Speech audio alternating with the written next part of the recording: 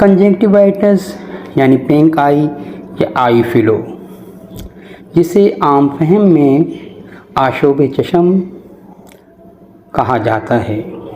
ये एक वायरल बीमारी है जिसकी वजह से हाल ही में इंडिया से पाकिस्तान में खुसूसन तौर पर कराची में इसके केसेस देखने में तेज़ी से आ रहे हैं।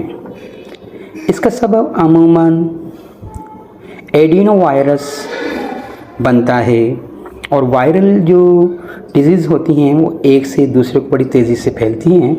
इसकी वजह से ये आँखों की तकलीफ़ बहुत तेज़ी से फैल रही है, तो इसको देखते हुए आज प्रोग्राम किया गया है। इसके अलावा इसमें हर्पिस सिम्प्लेक्स और वार्सिला जोस्टर भी वायरल डिजीज़ का सबब बन सकता है, लेकिन ये अभी इस टाइम पर कम है। एडिनो वायरस से इसका